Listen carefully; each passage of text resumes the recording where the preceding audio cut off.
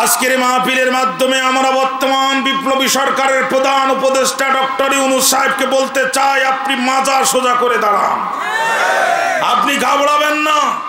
14 কোটি মুসলমান আপনার সাথে আছে, আপনি মাজা উঁচু করে দাঁড়ান। নাম সূরাতুল লাহাব।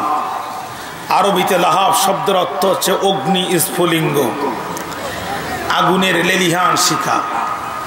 আগুন প্রজ্বলিত হয়ে যে আগুনের লেলিহান শীষ বা শিখা হঠাৎ করে জ্বালিয়ে পুড়িয়ে দুমড়িয়ে মুসড়িয়ে সম্মুখপানে অগ্রসর হয়, এই শীষ বা শিখা বিশিষ্ট আগুনকে আরবিতে লাহাব বলা হয়। তবে সূরাটিকে সূরাতুল মাসাতো বলা হয়, সূরাতুত তাব্বাতো বলা হয়। সূরাটির মধ্যে আয়াত সংখ্যা 5টি, রুকু সংখ্যা 1টি। মনোযোগ আছে তো আমার দিকে? গোটা পৃথিবীর সমস্ত মুফাসসির কেরাম এ বিষয়ে একমত। সূরাটি নাজিল হয়েছিল মক্কায়, অতএব সূরা লাহাব একটি মক্কি সূরা, যার আয়াত সংখ্যা 5, রুকু সংখ্যা 1। এটি হচ্ছে সূরাটির অত্যন্ত সংক্ষিপ্ত পরিচিতি। আমার বক্তৃতার 2 নম্বর পয়েন্ট হচ্ছে আল মুনাসাবাতু বাইনা সূরাতাইন, 2 সূরার মধ্যবর্তী সম্পর্ক। এটা তাফসীরের একটা গুরুত্বপূর্ণ পয়েন্ট। যে সূরার আলোচনা করবেন এই সূরার সাথে পূর্বের সূরার কি রিলেশন আছে, কি সম্পর্ক আছে। পূর্ববর্তী সূরার নাম আছে সূরাতুন নাসর, ইযা জাআ নাসরুল্লাহি ওয়াল ফাত। আমরা তেলাওয়াত করেছি সূরাতুল লাহাব, তাব্বাত ইয়াদা আবি লাহাবিউ ওয়া তাব। 2টা সূরা কেন পাশাপাশি আসলো? প্রিয় ভাইরা, মিশরের জামিয়াল আজহার বিশ্ববিদ্যালয়ের শ্রেষ্ঠ মুফাসসিরদের একটি বিশেষ বোর্ড অক্লান্ত পরিশ্রম করে একটি আধুনিক আরবি ভাষার তাফসীর বিশ্ববাসীকে উপহার দিয়েছে। নাম তার তাফসীরে ওয়াসিত। তাফসীরে ওয়াসিতের মধ্যে মুফাসসিরে কেরামগণ বলেন, সূরাতুন নাস মিন আখিরি মা নাযালাত বিল মাদিনাতি ওয়া সূরাতুত তাব্বাত মিন আউয়ালি মা নাযালাত বিমাক্কাতা। সূরাতুন নাসর এবং সূরাতুল লাহাবের ভিতরে একটি গভীর সম্পর্ক বিদ্যমান, আর সেটি হচ্ছে এই 2টি সূরার যতগুলো আয়াতে কারিমা আছে সব আয়াতে কারিমা আল্লাহ তাআলা একসাথে নাজিল করে দিয়েছে। সূরাতুল লাহাব হচ্ছে সর্বপ্রথম একসাথে নাজিল হওয়া সূরা, যেটা নাজিল হয়েছিল মক্কায়। আর সূরাতুন নাসর হচ্ছে সর্বশেষ একসাথে নাজিল হওয়া সূরা, যেটা নাজিল হয়েছিল মদিনায়। তাহলে একটা মক্কায়, একটা মদিনায়, একটি সর্বপ্রথম, একটি সর্বশেষ।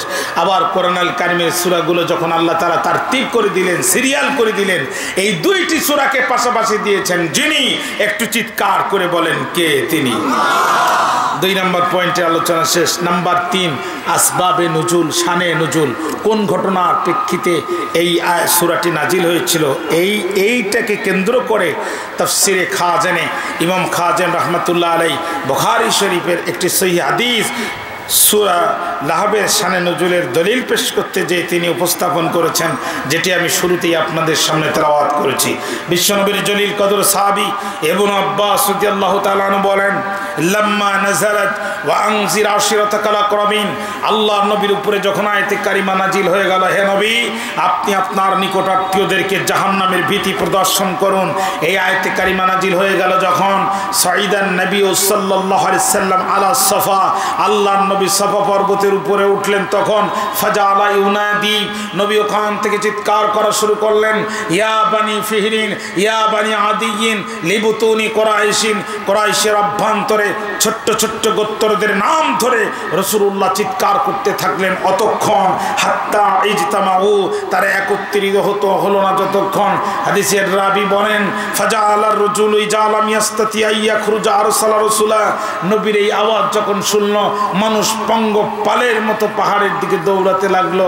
কিন্তু কিছু সংখ্যক মানুষ তো আছে, তারা অসুস্থ, তারা যেতে পারে না, তারা কি করবে? আরসালা রাসূলা, তারা প্রতিনিধি পাঠালো, লিয়ানজুরা মা হুয়া, কি হয়েছে এটা দেখার জন্য। ফাজা আবুল আহাব কুরাইশ, আবুল আহাব এবং কুরাইশের প্রত্যেকটি লোকজন চলে আসলো যখন।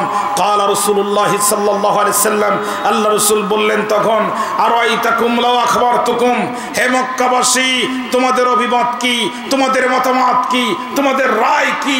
আমি মুহাম্মদ যদি বলি আন্না খায়রান বিল ওয়াদি, ওই পাহাড়ের ওপাশে বিশাল সৈন্য বাহিনী প্রস্তুত আছে, তুরিদু আন তুগিরা আলাইকুম, যারা তোমাদের ধ্বংস করে দিতে চায়, আকুনতুম মুসাদ্দিকি, আমি মুহাম্মাদের কলিজা বড় জানতে চাই, আমার কথা কি তোমাদের বিশ্বাস হয়? বিশ্বনবী পাহাড়ের উপরে, সকল কাফের পাহাড়ের নিচে, পাহাড়ের নিচ থেকে সমস্বরে চিৎকার করে সেই দিন সমস্ত কুফফার জবাব দিয়েছিল কালু নাম, অবশ্যই বিশ্বাস হয়, বিকজ মা জাররাবনা আলাইকা ইল্লা সিদকা, আমরা আমাদের এই নাতি দীর্ঘ জীবনে তোমাকে কোনোদিন সত্য ছাড়া একটি মিথ্যা কথা বলতে শুনি নাই। বিশ্বনবী ডাক দিয়ে বলেন, আরে মক্কাবাসী, বক্তব্য যদি তোমাদের তাই হয় তাহলে জেনে রাখো,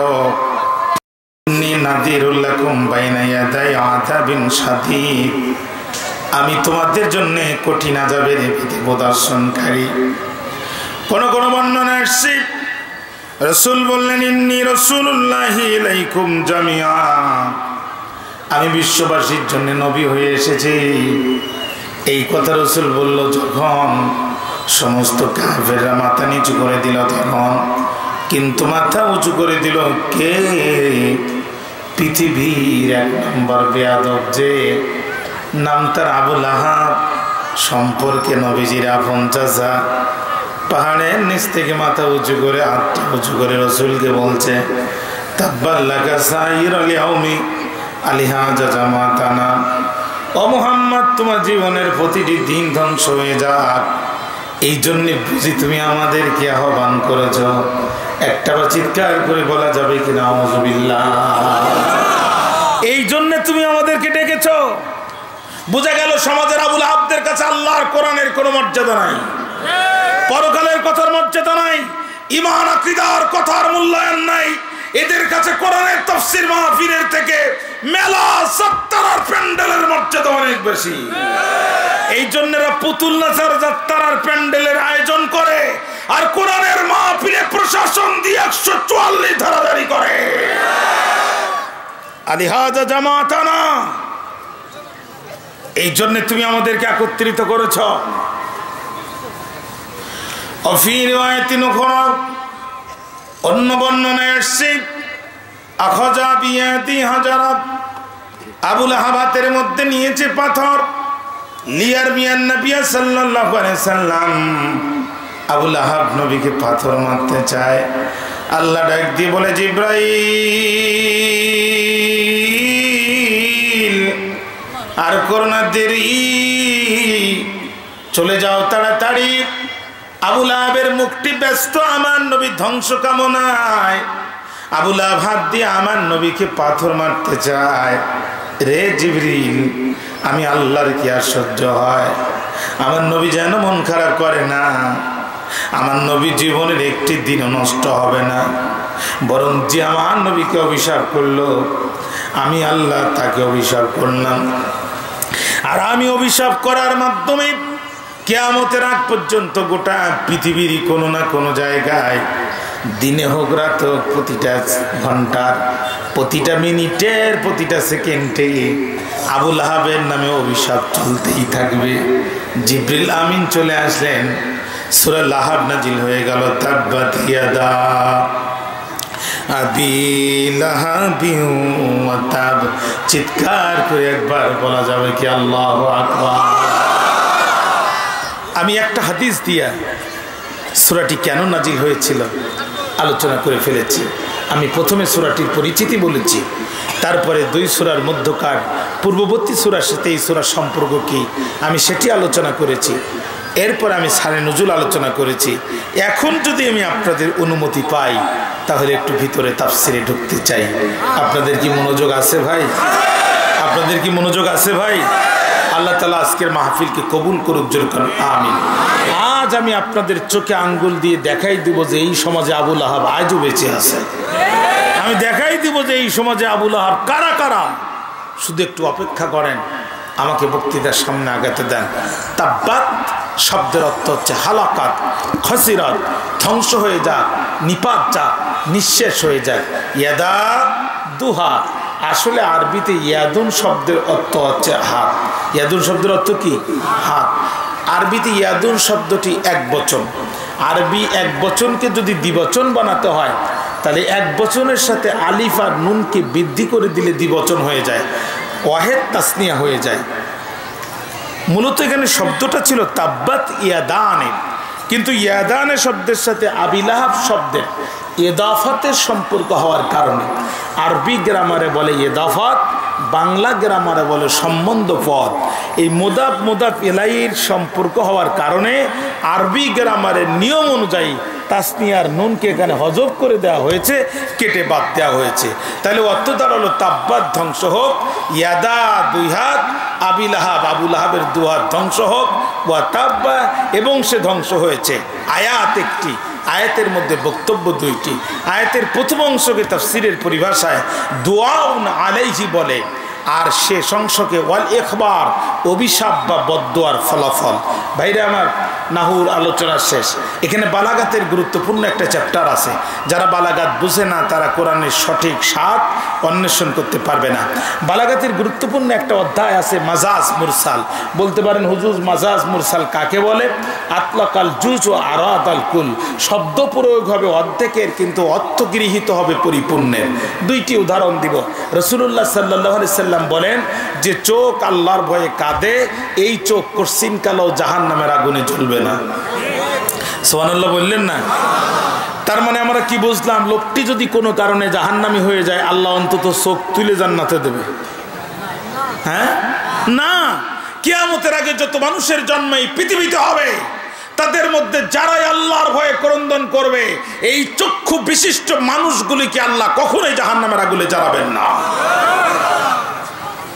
অনুরূপভাবে দেখেন শব্দ ব্যবহার হয়েছে একটি চোখ, কিন্তু অর্থ গৃহীত হয়েছে কত ব্যাপক। এর নাম বলে মাজাজ মুরসাল, আতলাকাল জুজ ও আরাদ আল কুল। অনুরূপভাবে আল্লাহ পাক বলছে আবু লাহাবের দু হাত ধ্বংস হোক। তার মানে কি আবু লাহাব লোকটা ভালো থাক আর হাত দুটো ধ্বংস হোক? বিষয়টা কি তাই? না।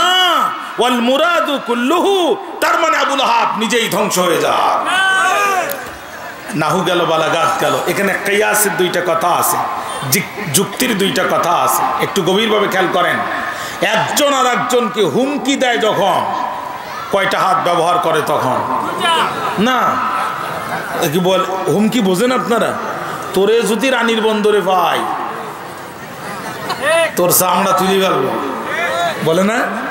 আর ও কি কয়, রানীর বন্দর কি তোর বাবার? আমি যদি তোরে সিরির বন্দরে পাই তোর চামড়াও তুলবো, এসিআই কোম্পানির লবণও লাগাবো। কয়টা হাত ব্যবহার করে? দুই হাত দিয়ে কোনো পাগলও হুমকি দেয় না, এক হাত দিয়ে দেয়। আল্লাহ রসুল পাহাড়ের উপরে, কোথায়? সাফা পর্বতের উপরে। আবু লাহাব পাহাড়ের নিচে, নিচ থেকে রসুলকে বলছে তাব্বাল্লাকা সাইরুল ইয়াউমি আলিহাযা জামাতানা। হাত ব্যবহার করছে কয়টা? জোরে বলেন।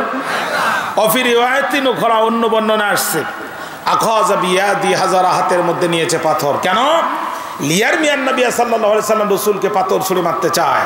ভাইরা জবাব দেন, নিচ থেকে উপরে কোনো কিছু ছুঁড়ে মারতে হয় যখন কয়টি হাত ব্যবহার করতে হয়? তখন দুইটা। দুই হাত দিয়ে যদি আপনি কিছু ছুঁড়ে দেন খুব বেশি দূরে যাবে না, কিন্তু এক হাত দিয়ে দিলে অনেক দূরে যাবে, ঠিক কিনা?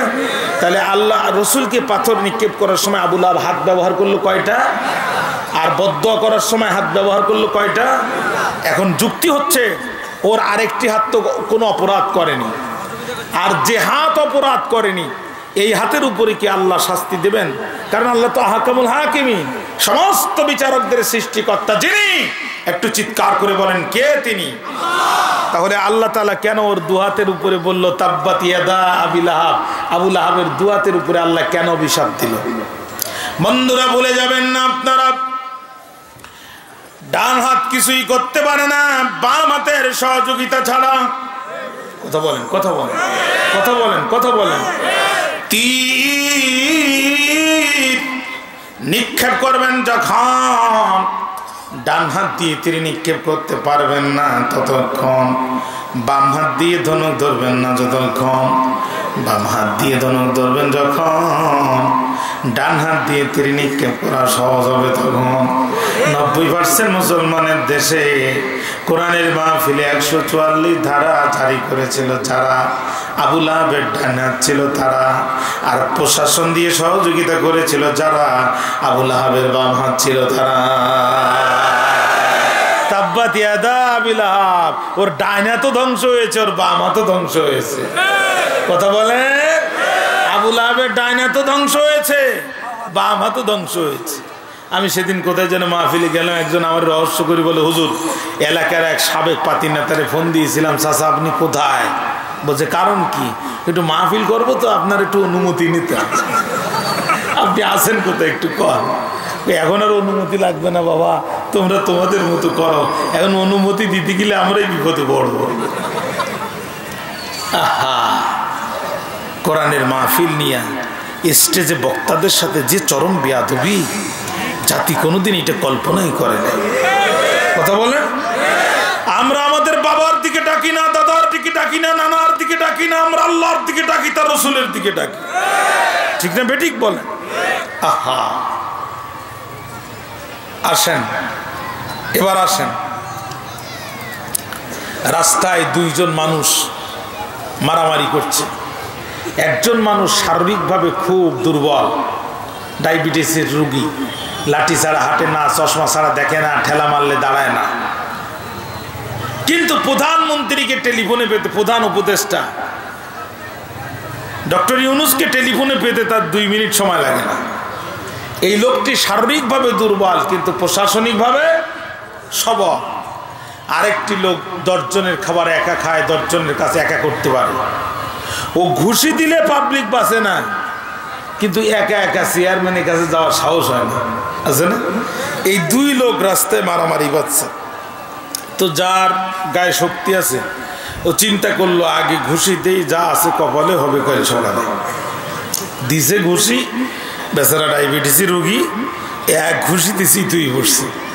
আশপাশে ছিল যারা বলা বলি করছে, তারা মিয়া শক্তি থাকলেই যার তার গায়ে হাত দিতে হয় না।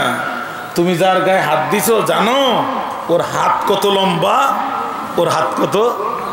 আচ্ছা এই হাত কি আমাদের কারোর থেকে আরো 1 হাত লম্বা? তাহলে এটা কোন হাত? ক্ষমতার হাত। এটা কোন হাত? আল্লাহ বলে তাব্বাত ইয়াদা আবি লাহাব, আবু লাহাবের নিজের হাত ধ্বংস হোক, যে ক্ষমতার বলে বলিয়ান হয়ে আবু লাহাব আমার নবীর দিকে আঙ্গুল উঁচু করার দুঃসাহস দেখায়, যে ক্ষমতার বলে বলিয়ান হয়ে আবু লাহাব আমার নবীকে পাথর ছোড়ার দুঃসাহস দেখায়, ওর নিজের হাত ধ্বংস হোক, ওর ক্ষমতার হাত ধ্বংস হোক।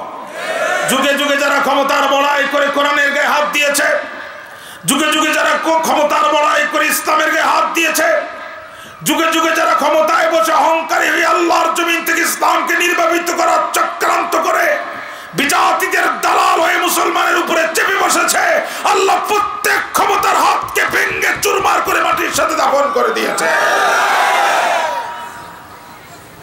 ভাইরা আমার, যেন তেন কাফের মনে করেন না। আমার মনে হচ্ছে আপনারা বিরক্ত হয়ে যাচ্ছেন। যেন তেন কাফের মনে করেন না।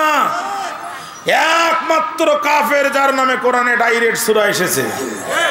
ফেরাউনের নাম কোরআনে এসেছে অনেকবার, কিন্তু সূরায়ে ফেরাউন বলে কোনো সূরা আল্লাহ দেয়নি, সূরা নমরুদ বলে কোনো সূরা আল্লাহ দেয়নি, আবু জেহেলের নামে সূরা আল্লাহ দেয়নি। 29 পারা সূরা কলম, নুনুল কলামি ওয়া মা ইয়াসতুরুন। আল্লাহর নবীকে ওয়ালিদ ইবনে মুগিরা মাজনুন বলেছিল, পাগল বলেছিল, আমার আল্লাহর সহ্য হয়নি। আল্লাহ সূরা নাজিল করলেন সূরা কলম, নুনুল কলামি ওয়া মা ইয়াসতুরুন বলে শুরু করতে করতে করতে করতে বলতে বলতে বলতে বলতে আল্লাহ এক পর্যায়ে বলে দিল, নবী আপনি আরো জানবেন।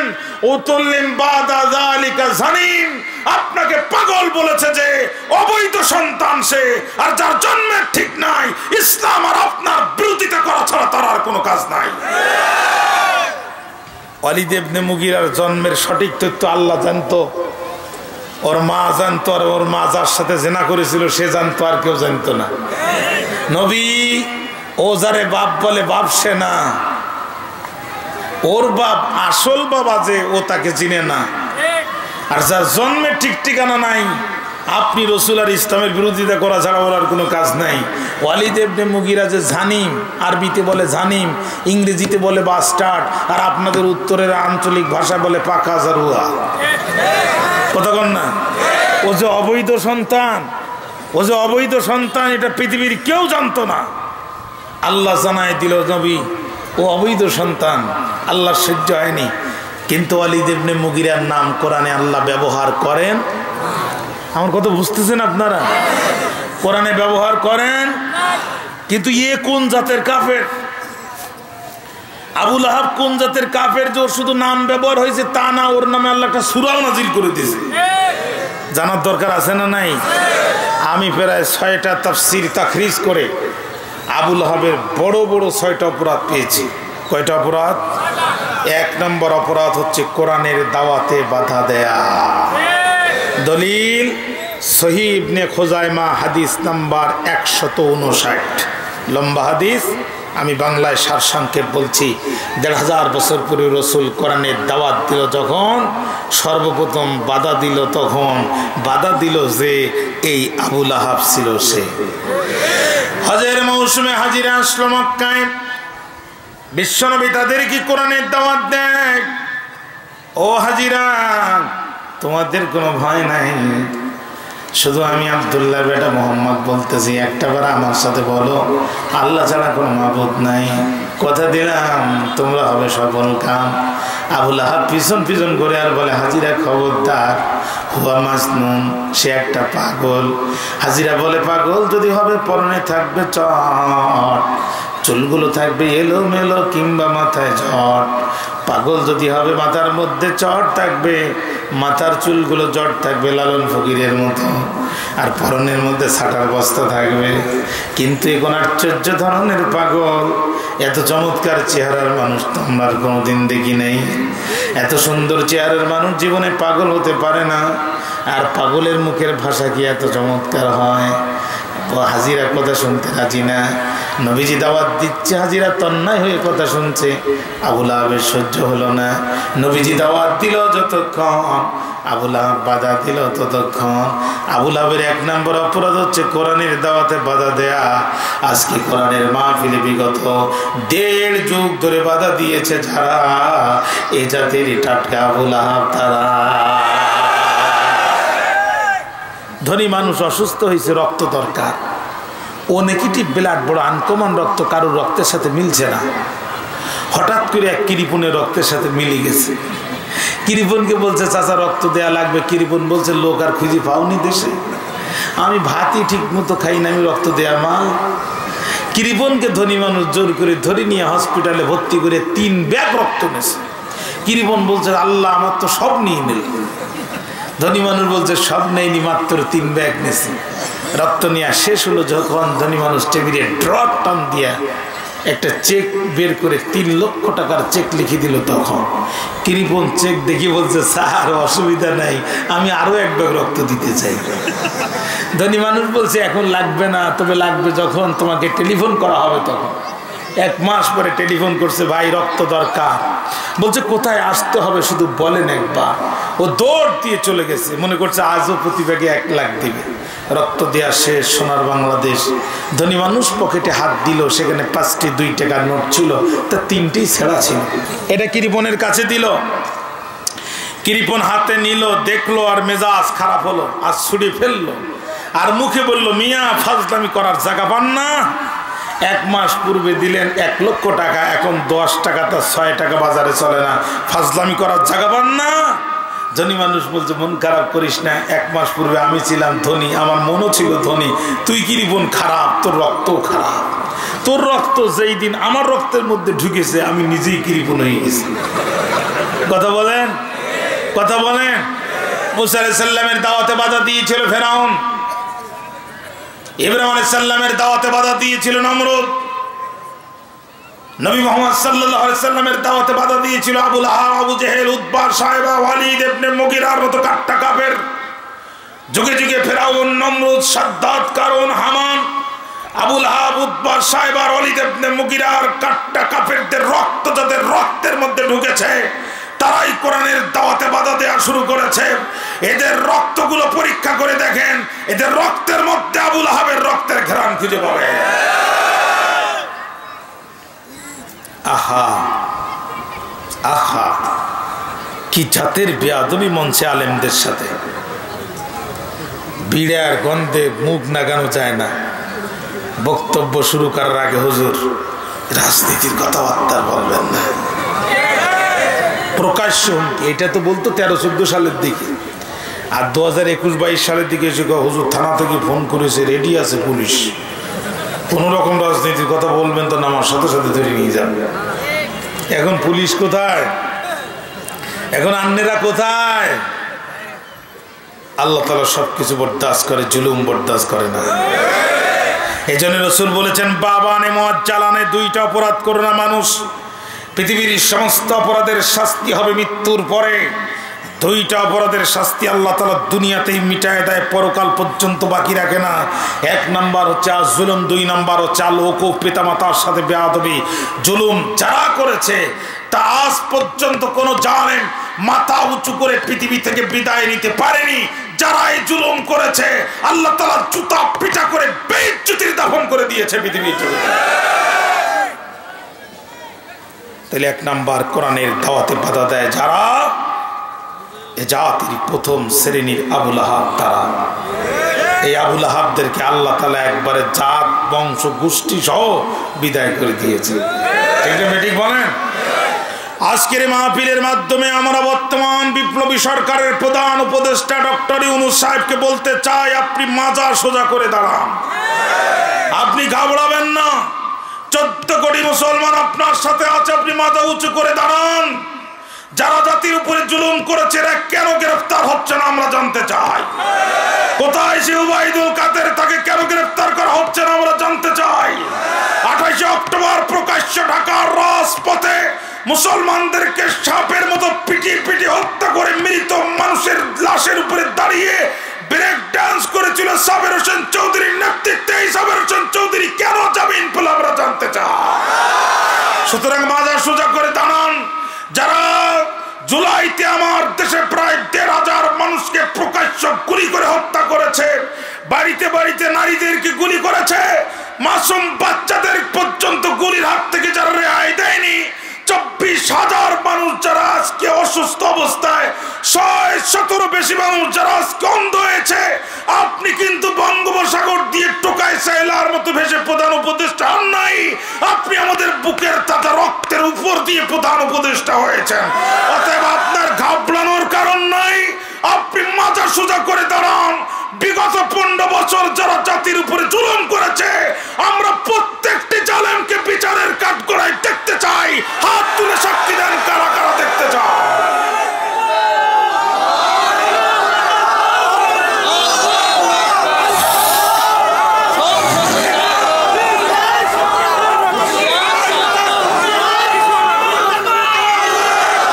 বিগত সময় সবচাইতে বেশি জুলুম করা হয়েছে আল্লাহর কোরআনের মাহফিল কমিটিদের উপরে। এই কোরআনের মাহফিল কমিটিদের উপরে খেয়ে না খেয়ে 50-60 জন মানুষ টিউন অফিসে ধর্ণা দিয়েছে, এমপির বাড়িতে ধর্ণা দিয়েছে, উপজেলা চেয়ারম্যানের কাছে ধর্ণা দিয়েছে, ইউনিয়ন পরিষদের চেয়ারম্যানের কাছে ধর্ণা দিয়েছে। টিউনো অনুমতি দেয়, ডিসি বন্ধ করে, ডিসি অনুমতি দেয়, মন্ত্রী বন্ধ করে, মন্ত্রী অনুমতি দেয়, এলাকার চেয়ারম্যান বন্ধ করে।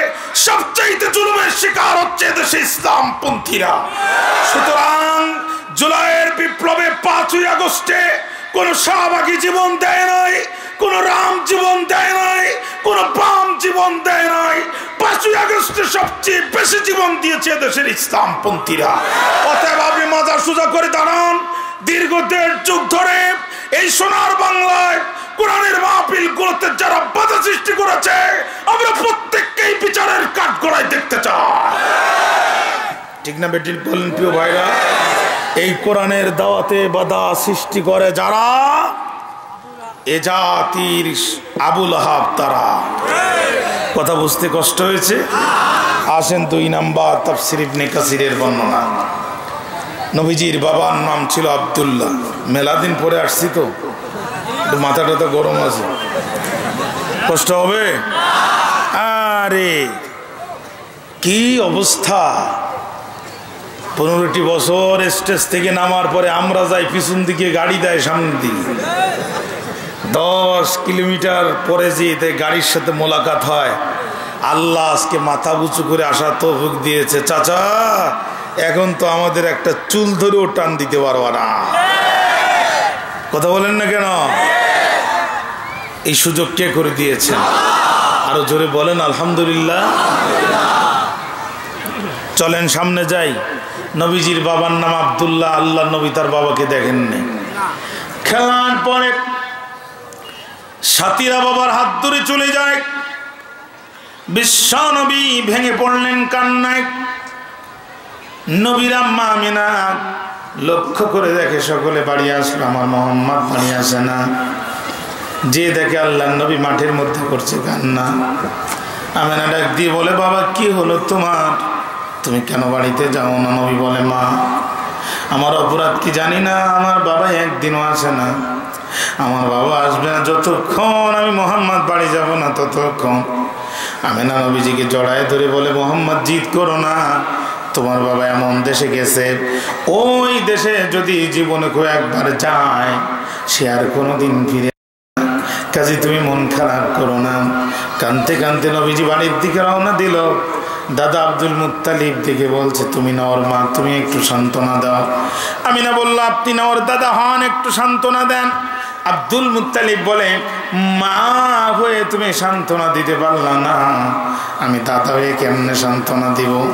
বোঝা গেল বাবাকে দেখে নাই, এজন্য বড় ব্যথা ছিল রসুলের কলিজায়। এটা বোঝা গেল তখন নবীজির দ্বিতীয় পুত্র সন্তান জন্মগ্রহণ করলো যখন। আল্লাহ নবী তার নাম তার বাবার নামের সাথে মিলায়া আব্দুল্লাহ নাম রাখলো। তার মানে আপনার আমার নবীজি তার সন্তান আব্দুল্লাহকে যখন আব্দুল্লাহ বলে ডাক দিবে আর আব্দুল্লাহ ডাকের জবাব দিবে, দুজানের পয়গম্বর মনে করবে এটা আমার সন্তান নয়, বরং আমার বাবা আব্দুল্লাহ কবর থেকে আমি মুহাম্মদের ডাকের জবাব দেয়। নবীর এই দ্বিতীয় সন্তান আব্দুল্লাহ মারা গেল যেই দিন, মক্কার কুখ্যাত 5 জন কুফার, তার মধ্যে 1 নম্বর আবু লাহাব, মক্কার মানুষের বাড়িতে বাড়িতে যেয়ে দরজায় টকা দেয়, বলে, মক্কাবাসী তোমরা জানলে হবে খুশি, আব্দুল্লাহর বেটা মুহাম্মাদের যে একটা ছেলে ছিল গত রাতে সেও মারা গেল, মুহাম্মাদের লেজ কাটা গেল। মুহাম্মাদের মৃত্যুর পরে তার কালেমার দাওয়াত দেওয়ার মতো আর কোন লোক এই পৃথিবীতে নাই, অতএব তোমাদের আর টেনশন করার কোনো কারণ নাই। আমার আল্লাহ ডাক দিয়ে বলে, জিবরিল আর করো না দেরি, চলে যাও তাড়াতাড়ি। আমার নবী যেন মন খারাপ করে না, কোনো কারণ নাই মন খারাপ করার। ইন্না আ'তাইনাকাল কাউসার, আমি আমার নবীকে দিয়েছি হাউজে কাউসার। ভাইরা বোঝাতে চাইলাম, আল্লাহ রাসূল বিপদে পড়ে গিয়েছিল যখন এই আবু লাহাব নবীর বিরুদ্ধে অপপ্রচার করেছিল, তখন সেকালের আবু লাহাবদের কাছে ক্যামেরা ছিল না, ফেসবুক ছিল না, ইন্টারনেট ছিল না। এই জন্য তারা মানুষের বাড়িতে বাড়িতে যে রসুলের নামে অপপ্রচার করত। আজকে প্রিন্ট এবং ইলেকট্রনিক মিডিয়ায় বসে নায়েবে নবী, কোরআনের সৈনিক, ইসলাম পন্থীদের বিরুদ্ধে মিথ্যা তথ্য, মিথ্যা সংবাদ প্রচার করে যারা, এ জাতির দ্বিতীয় শ্রেণীর 2 নম্বর আবু লাহাব তারা। কথা বলেন। টিভিতে বসে বিশ্ব বরেণ্য মুফাসসিরে কোরআনকে ধর্ষণকারী বলল যে, কয়েকদিন পরে দেখা গেল নিজেই ধর্ষণ মামলার আসামি সে। স্বামী স্ত্রী সহ গ্রেফতার হয়েছে, দেখেন না আপনারা? আহা, আমাদের বিরুদ্ধে তথ্য সন্ত্রাস করে লাভ নাই, কারণ আমরা আমাদের বাবার কথা বলি না, আমাদের দাদার কথা বলি না, আমাদের পূর্বপুরুষের কথা বলি না। আমরা কথা বলি আল্লাহর, তার রসুলের, তার সেই সুমহান ইসলামের, যে ইসলামের শিকড় 7 তাবক জমিনের নিচে আর শাখা প্রশাখা ফুলে ফলে প্রস্ফুটিত হয়ে আল্লাহর আরশে মহল্লাকে স্পর্শ করেছে। সুতরাং ইসলাম নামক ওই হিটে যায়, 1 টাকাও দেয় না। এই কোম্পানিগুলোর মালিক যারা মাস শেষে দেখলো তারা জুতা পালিশ হয়েছে 30,000 জোড়া, মাগার কোনো টাকা নাই, তখন তারা বললো বেকায়দায় তারা চিন্তা করলে কাম করলো কারা? এটা ধরার জন্য তারা নিয়োগ করলো সিসি ক্যামেরা। এই সিসি ক্যামেরায় পড়লো ধরা বীর বাঙালি যারা এই মহান কাম করেছে তারা। ওরা পড়ে গেল বেকায়দায়। চিন্তা করলো বাঙালি যতদিন আছে ততদিন এই দেশে ডিজিটাল পদ্ধতিতে জুতা পালিশের ব্যবসা সম্ভব নয়। আবার এত পরিমাণ বাঙালি, এদেরকে তাড়ালে আমার দেশের কলকারখানাও চলবে না। কি করা যায়? ওরা তখন সফটওয়্যার ইঞ্জিনিয়ারদেরকে ডাক দিয়ে বলছে, বাবা মোটা অঙ্কের বেতন তো নিবা, একটা উপকার করে যাও, নতুন একটা সফটওয়্যার বানাও যত বাঙালিও থাকে, জুতা পালিশের ব্যবসাও চলে। সফটওয়্যার ইঞ্জিনিয়ার যারা, আপনাদের ঘুম আসতেছে, আমি শেষ করে দিচ্ছি, ঘুম আসতেছে। সফটওয়্যার ইঞ্জিনিয়ার যারা অক্লান্ত পরিশ্রম করে নতুন সফটওয়্যার তৈরি করলো, তারা মাঝে মাঝে শ্রোতার অবস্থা একটু পরীক্ষা করতে হয়। নতুন সফটওয়্যার তৈরি করলো তারা, আর সেটা হলো জুতা একটা ঢুকাবেন পালিশ হয়ে বাইর হবে, আর একটা ঢুকাবেন পালিশ হবে, কিন্তু বাইর হবে না ততক্ষণ, ভিতরে ডলার দেবেন না যতক্ষণ। বাঙালি কয় এই সামান্য বুদ্ধি দিয়ে কি আমাদের আটকানো যায়? আমরা বীর বাঙালি বলে একটা কথা আছে না ভাই? বাঙালি এক মেশিনের জুতে একটা দেয়, সিরির বন্দর ঘুগরাতলির মোড়ে যেটা পায় একটা দেয়, যখন বাইর হয়ে যায় বাঙালি বুদ্ধি করে দ্বিতীয় জুতা ওই মেশিন দেয় না, ও আরেকটু সামনে এসে বিন্না করিতে আর একটা পায়, ওখানে আর একটা দেয়। এই মেশিন থেকে একটা, ওই মেশিন থেকে একটা, দুই মেশিন থেকে দুই জুতা বের করে বাঙালি বীরের মতো হেঁটে যায়। বলছিলাম না ভাই, এই বাঙালি এমন একটা জাতি, পৃথিবীতে এদের দ্বারা অসম্ভব বলে কিছু নাই, জিনিস নাই। এরা 81 সালে জন্মগ্রহণ করার পরও 71 সালের মামলার প্রধান সাক্ষী হয়। এদের দ্বারা সব সম্ভব। এরা 3.5 মাইল দূর থেকে ধর্ষণ দেখে, কিন্তু চশমা ছাড়া রাস্তা দেখতে পায় না। কি পাওয়ার দেখতে! আপনারা রাগ করতেছে মনে হয়, আমি কি অবাস্তব কথা বলতেছি, মিথ্যা তথ্য দিচ্ছি?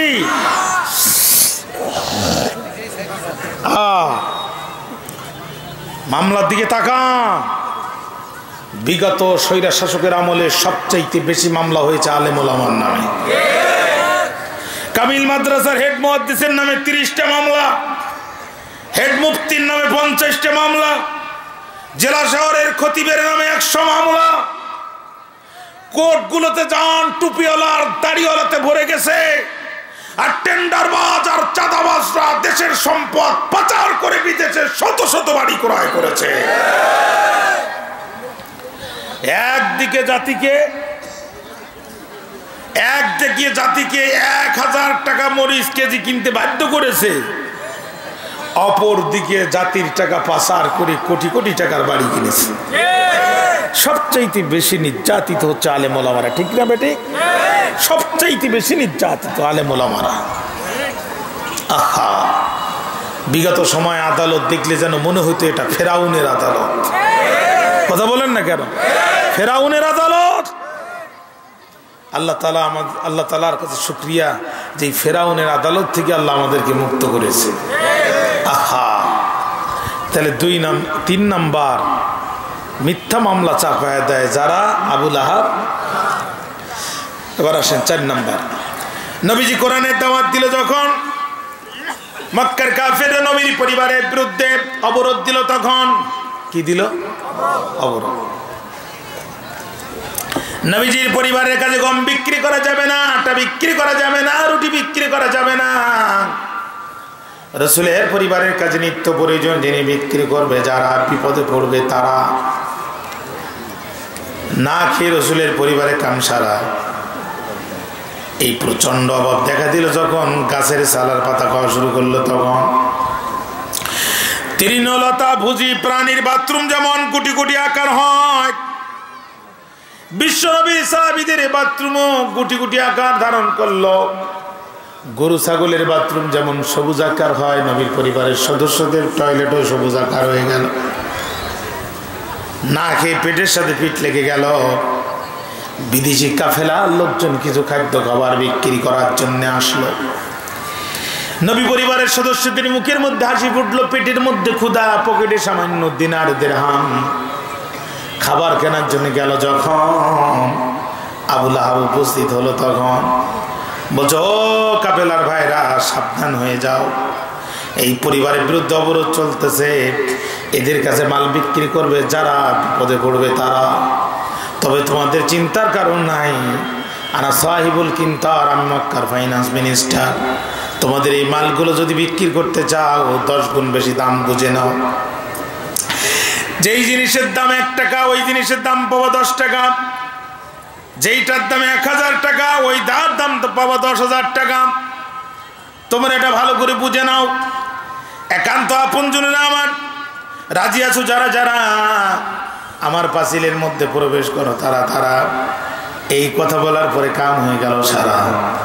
লোভী ব্যবসায়ী যারা আবুল আহাবের পাঁচিলের মধ্যে প্রবেশ করলো তারা, আর প্রবেশ করলো যখন আবুল আহাব দরজাটা আটকায় দিল, তখন দিয়ে বলল আমার চেহারার দিকে তাকাও, আনা সাহিবুল কিন্তার, আমি মক্কার ফাইন্যান্স মিনিস্টার। কোন জিনিসের কত দাম ভালো জানা আছে আমার। অর্থাৎ যেই টাকা দিয়ে করছো করায় একই টাকা দিয়ে করবা বিক্রয়, তা না হলে জান নিয়েও ফিরতে পারবা না, মাল নিয়েও ফিরতে পারবা না। কারণ আমি শুধু অর্থমন্ত্রী না, আমি স্বরাষ্ট্রমন্ত্রী। খবরদার বাইরে আমার গোটা ব্যবসায়ীদেরকে জিম্মি করি। আবুল আহাব তার নিজের ঘরের মধ্যে আটকায় সমস্ত মাল নিয়েছিল। দেখেন আজও পরিস্থিতি তাই হলো।